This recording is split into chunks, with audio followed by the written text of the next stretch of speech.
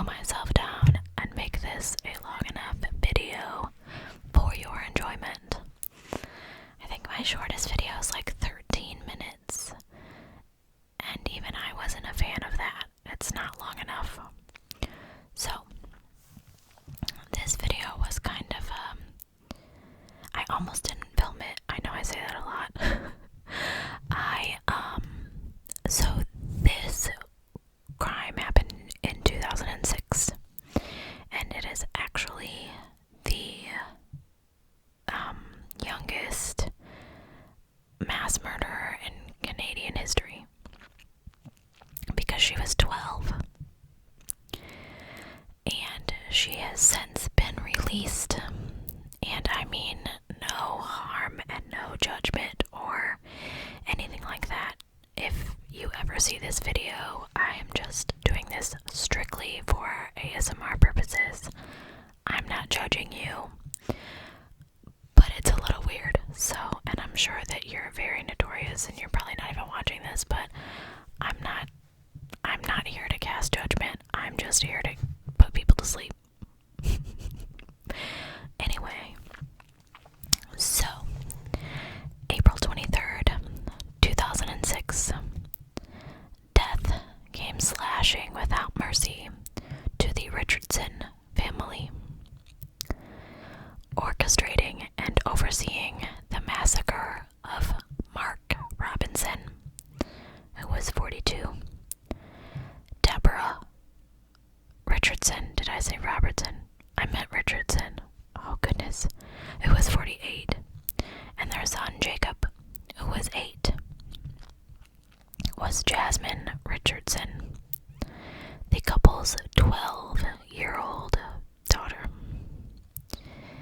Doing the bulk of the work was Jasmine's boyfriend, Jeremy Allen Stenke, who was 23. So apparently, Stenke disguised himself with a mask, and he brandished a large knife. He snuck into the family basement, where he stabbed Deborah 12 times. Mark rushed to his wife's aid and brawled with Stenke.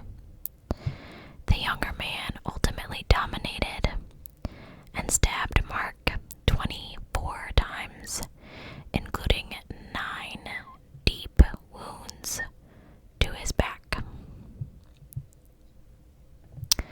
Jeremy apparently decided that he was going to then go upstairs and help Jasmine with her little brother, Jacob. Jacob was asleep, and Jasmine stabbed him 4 times. And then Jeremy finished the job by cutting this poor boy's throat. Afterward, the pair fled the scene with the help of a friend named Casey, who drove them away, where they were spotted about 2 hours later, laughing and cuddling in a diner. The couple's motive for the slaughter arose from Mark and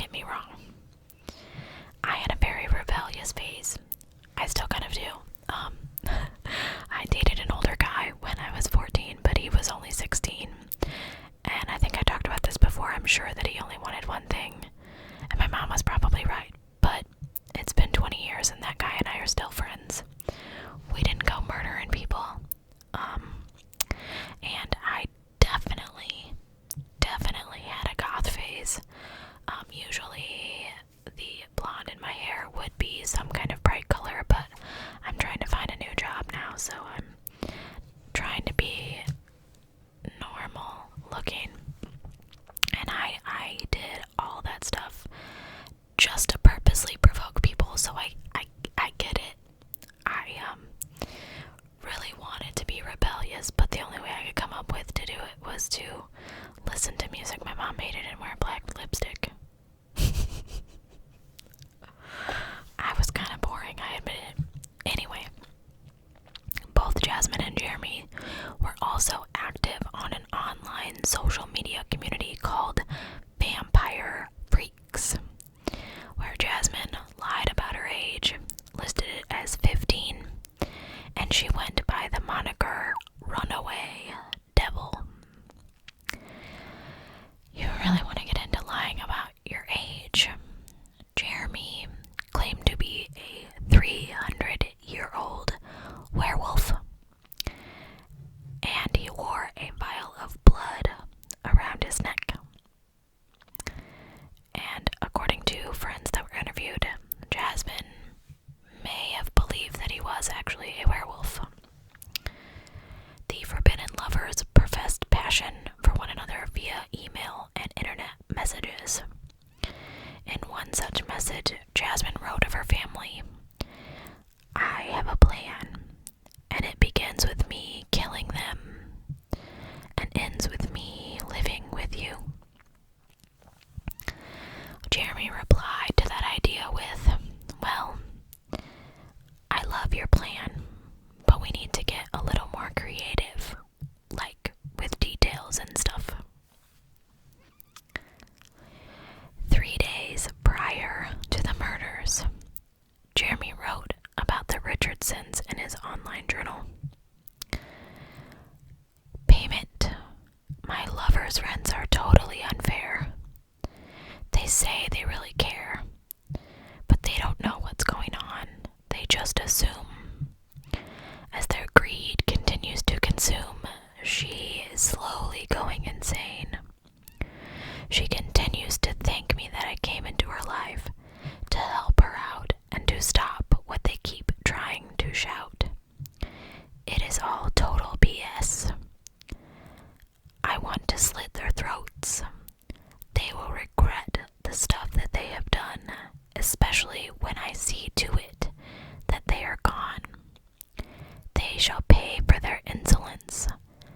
Finally, there shall be silence. Their blood shall be the payment." That's a little, dark for me. The night before the assault, Jasmine and Jeremy watched their favorite film, Natural Born Killers. Director Oliver Stone's 1994 opus chronicles an unhinged criminal couple, Mickey and Mallory Knox, played by Woody Harrelson and Juliette Lewis, as they blaze a brazenly homicidal trail across America. I've never seen this movie. That starts with the members of Mallory's family. Eventually, Jeremy would say to an interrogating detective, "You ever seen Natural Born Killers? I think it's the greatest love story of all time." I don't see any romance in killing your lover's family.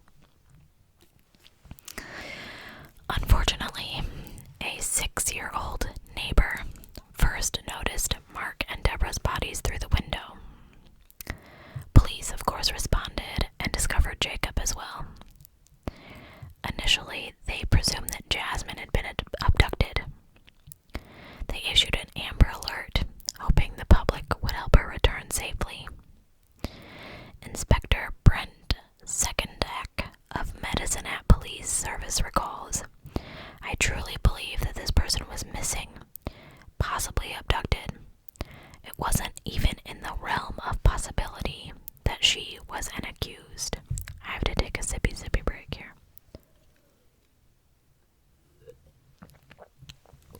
My voice is not holding out for more than one video a night, and it's really irritating me because I think I'm getting sick, and I can't afford to be sick right now. Investigators discovered Jasmine and Jeremy's public and private online proclamations, and they put together who had actually committed the crime. Officers picked up the couple the following day in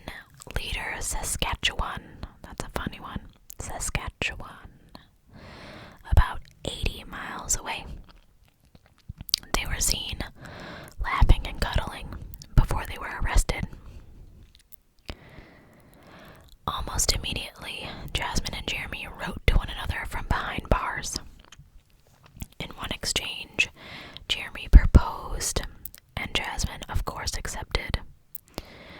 She also bragged about how the massacre had turned them into legends that would be immortal. She later said of the correspondence, "That's our 5 minutes of fame. Immortality means people will remember you." Jasmine Richardson entered a plea of not guilty, and in 2007, a jury convicted her of 3 counts of first-degree murder, and they sentenced her to the maximum penalty allowable for a child of 12 years of age. 10 years, 4 of which would be in a psychiatric hospital, and 4 under supervised probation. With that, Jasmine became the youngest person convicted for a triple homicide in Canadian history. Jeremy also pleaded not guilty, but he admitted to the murders repeatedly. He got 3 concurrent life sentences with no possibility of parole for 25 years. Casey, who drove the getaway vehicle, cut a plea deal and received 1 year of house arrest.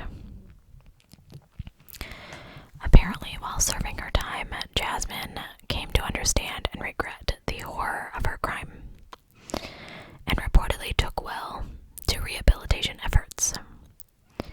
In 2011, she commenced classes at a university in Calgary.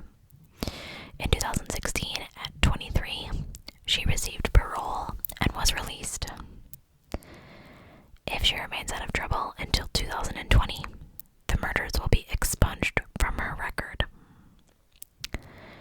Inspector Secondak said that he experienced conflicting emotions over her sentence and subsequent freedom, saying, "At one point I wanted her locked up forever. I don't think I'm there now.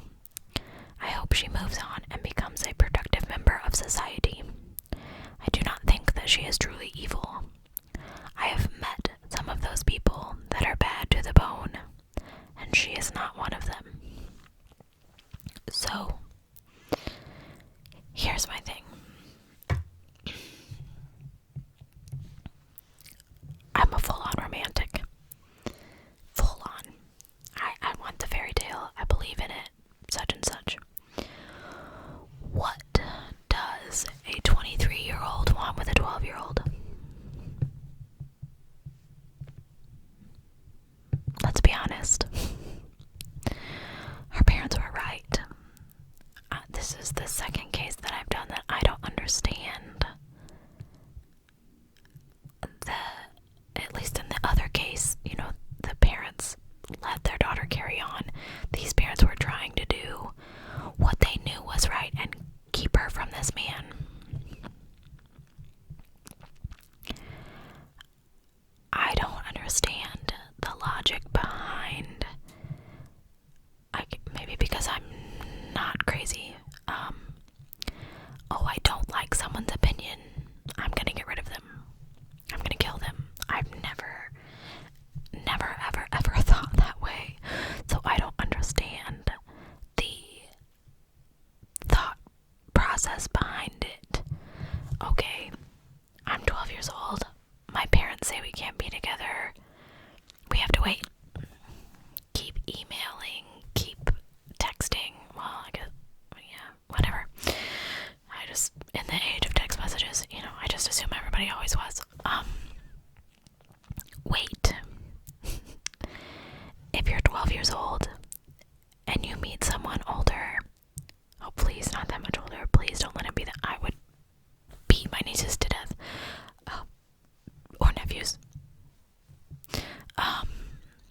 Wait.